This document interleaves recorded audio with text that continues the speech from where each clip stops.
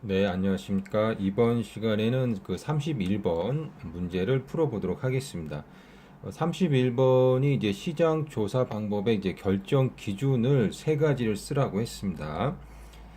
우리가 이제 결정 기준 세 가지를 이제 공부하기 전에 일단 먼저 이제 시장 조사 단계를 한번 알아볼게요. 요거 우리가 앞에서도 이야기해 봤던 겁니다. 이게 아마 5번인가 아마 여기서 했을 거예요. 그래서 시장 조사를 함에 있어가지고 어떤 단계가 있는데 여기서 좀 빠진 게 이제 첫 번째가 이제 문제를 정의하는 것부터 이제 우리가 좀 해야 되겠죠. 자, 우리가 이제 시장 조사를 하는 데 있어서 어떤 문제를 갖다가 어떤 문제를 해결하기 위해서 이제 우리가 시장을 조사하느냐라는 그 문제 정의를 일단은 설정을 하고요. 그 다음 이제 시장 조사를 설계하고 자료 수집하고 자료의 분석과 해석 보고서를 작성하면 되겠습니다. 그래서 요 시장 조사 단계를 잘 알아두시면 되겠고요. 그렇다면 일단 먼저 이제 시장 조사 설계라고 하는 것은 뭐냐라는 겁니다. 음, 그러면 일단 우리가 이제 문제를 정의를 하고 그 다음에 시장을 조사를 할 건데 도대체 어떻게 조사를 해야만 우리가 원하는 자료를 갖다가 효율적으로 획득할 수 있겠느냐라는 겁니다. 그래서 이런 어떤 시장 조사 설계의 어떤 그 방법에는 여기 나와 있듯이 이제 탐색적인 조사, 인과 조사, 기술 조사 등등이 있습니다. 그래서 이게 아마 이제 5번 문제일 겁니다. 5번 문제. 그래서 우리가 잠깐 한번 5번으로 갔다 와 볼까요? 5번으로 가 보시면, 예, 여기 보시게 되면, 마케팅 조사 설계 시 사용되는 탐색 조사, 기술 조사, 인가 조사의 예를 하나씩 들라고 했습니다. 예, 그래서 요 부분에 대한 이야기를 우리가 이제 5번에서 이야기했었고요. 이것도 이제 나름대로 이제 중요한 사항이니까 예, 잘 알고 계시면 되겠습니다. 자, 그럼 이제 31번으로 이제 다시 넘어오도록 하겠습니다. 예, 자, 그리고 이렇게 시장 조사를 설계를 했어요. 뭐 탐색 조사를 하든 인가 조사를 하든 어쨌든 이렇게 시장 그 조사를 갖다 이제 설계를 했으면 그 다음은 뭐냐면 이제 자료를 수집해야 됩니다. 자료를. 예. 그러면 자료를 수집하는 방법은 어떤 것들이 있느냐?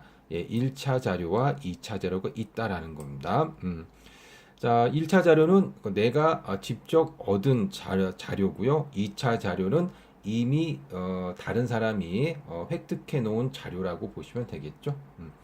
자, 그래서 이렇게 자료를 수집하고요. 1차 자료든 2차 자료든 어쨌든 이렇게 자료를 수집하고 나서 수집한 자료를 분석해야 되겠죠.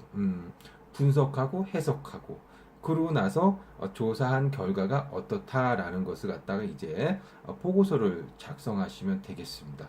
이게 이제 시장 조사 단계인데 그런데 우리가 이렇게 시장을 조사하면서 그 이걸 갖다가 탐색 조사를 할지 아니면은 인과 조사를 할지 뭐 아니면은 1차 자료를 갖다가 수집할지 아니면은 2차 자료를 수집할지 이거를 결정해야 될 거 아닙니까? 그럼 이런 것을 결정하는데 영향을 주는 요인이 뭐가 있겠느냐라는 거죠. 이게 바로 이제 31번 내서 물어보는 문제라고 보시면 되겠습니다. 그래서 그러한 시장조사 방법의 결정 기준에는 뭐 세 가지를 쓰라고 했는데 세 가지 말고도 여러 가지가 있죠. 그래서 조사 목적에 따라, 조사 대상 크기에 따라, 시간에 따라, 조사원 수에 따라 영향을 주게 된다라고 보시면 되겠습니다.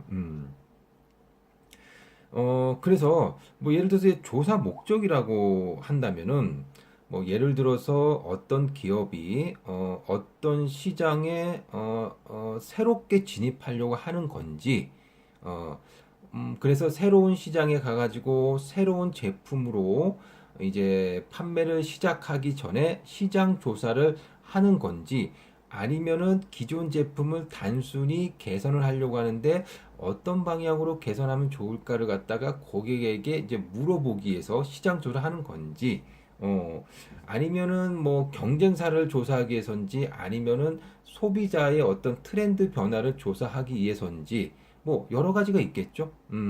그래서 이런 어떤 조사 목적에 따라서 어떨 때는 1차 자료를 어떨 때는 2차 자료를 이렇게 수집해야 될 필요성이 있을 겁니다.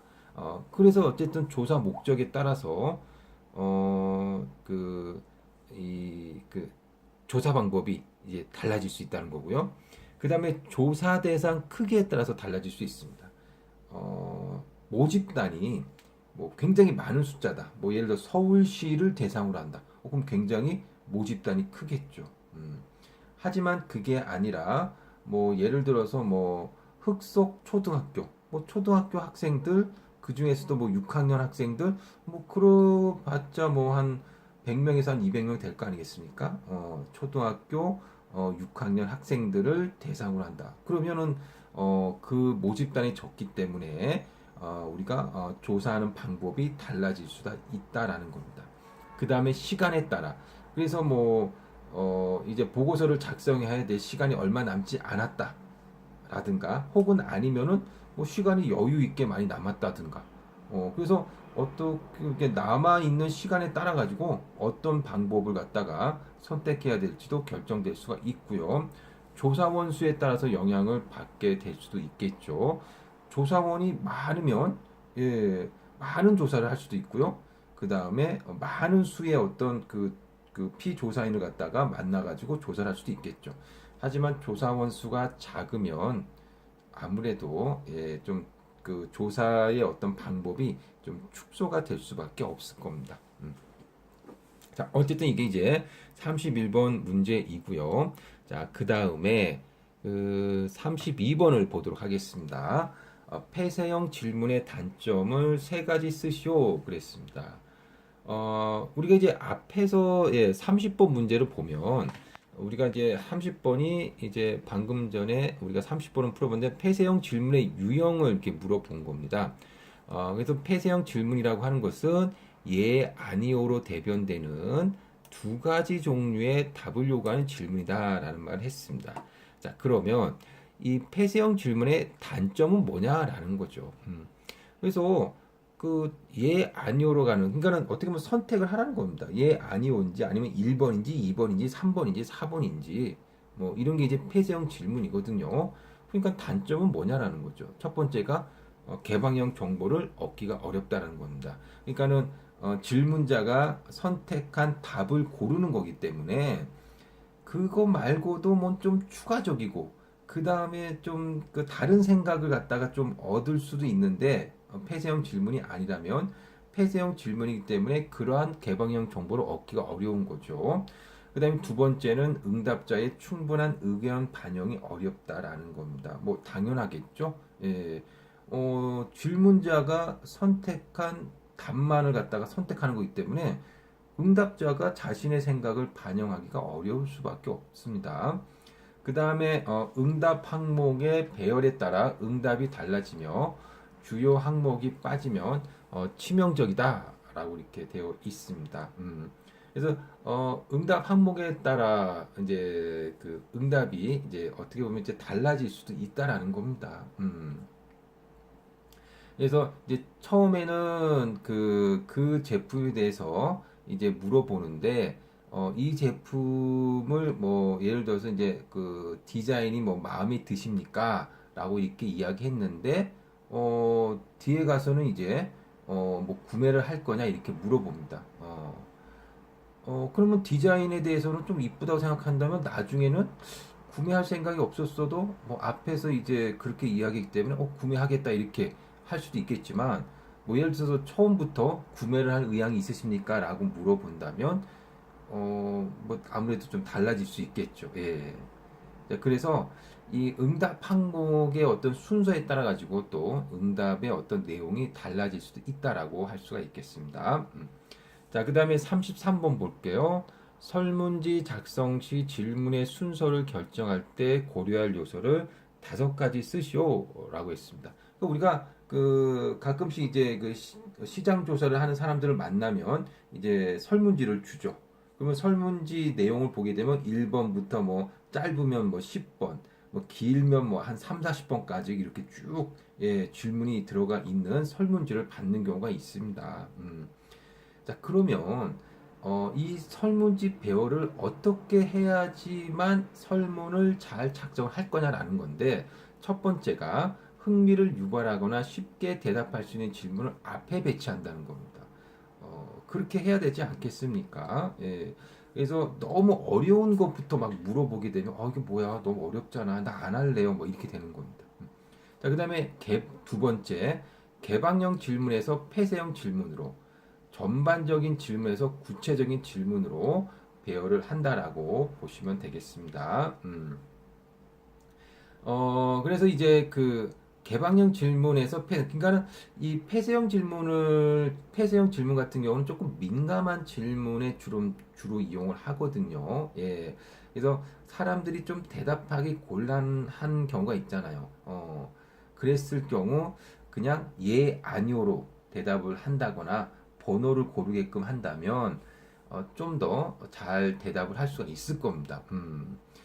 그래서 민감한 질문이다 보니까는 좀 뒤로 가는 게 낫습니다. 예, 그래서 개방형부터 하고 그다음에 폐쇄형으로 넘어가는 것이 좀 낫다라고 볼 수가 있고요. 3번 보시면은 개인 신상에 관한 질문. 이걸 갖다가 처음부터 이렇게 질문을 하면 안 되겠죠? 개인적인 신상에 관해서.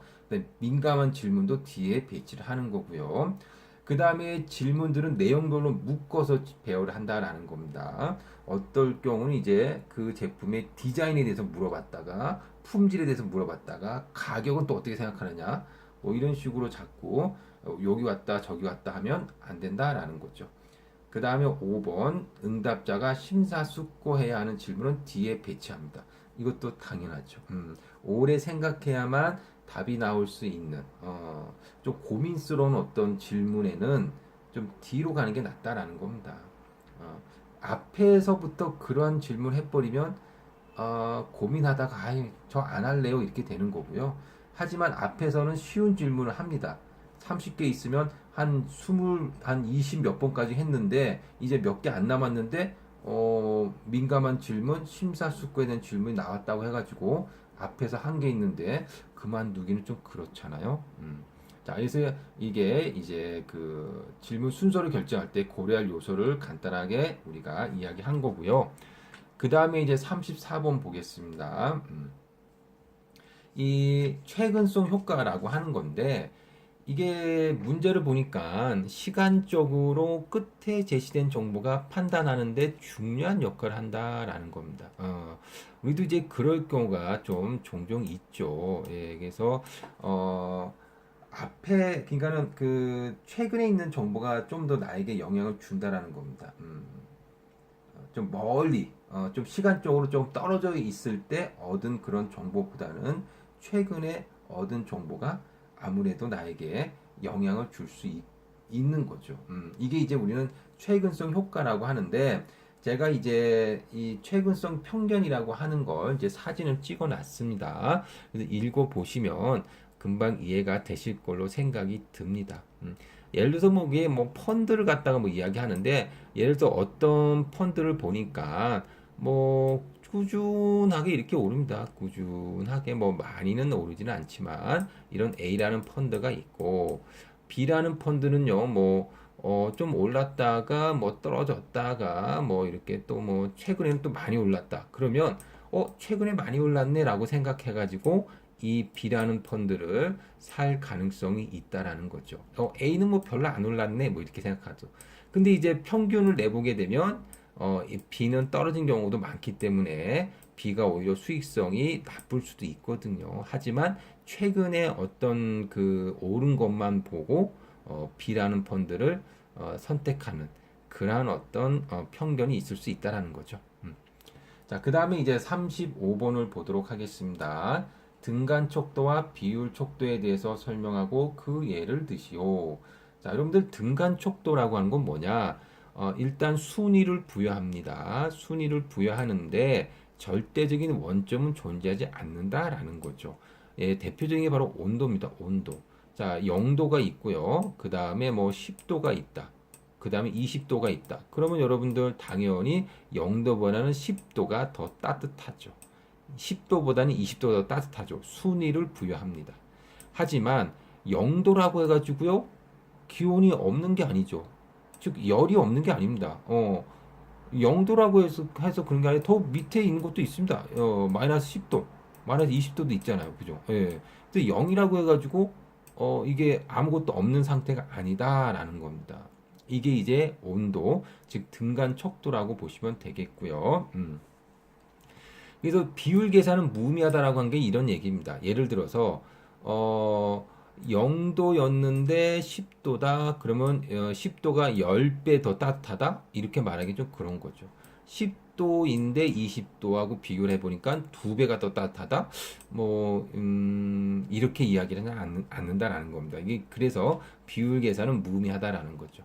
그 다음 이제 비율 척도라고 하는 것은 뭐냐면, 이 등간 척도하고 비슷한데 절대 0점이 존재한다라는 겁니다. 그래서 이제 대표적인 게 무게라고 할 수 있는 거죠. 무게가 만약에 0이다, 0g이다, 무게가. 그럼 뭐 0g이라는 것은 무게가 없다라는 거잖아요. 그러니까 절대적인 0점이 존재하는 거죠. 하지만 등간 척도하고 비슷한 것은 순위를 부여하는 겁니다. 0도하고 아니 0g하고 10g하고 20g하고 본다면 당연히 0보다는 10이 10보다는 20이 더 무거운 거죠. 그래서 순위는 부여를 한다라고 보시면 되겠습니다. 이게 이제 등간 척도와 비율 척도에 대한 이야기입니다. 자, 여기까지 우리가 풀어보고요. 36번부터는 다음 강의에서 풀어보도록 하겠습니다. 여러분 수고하셨습니다.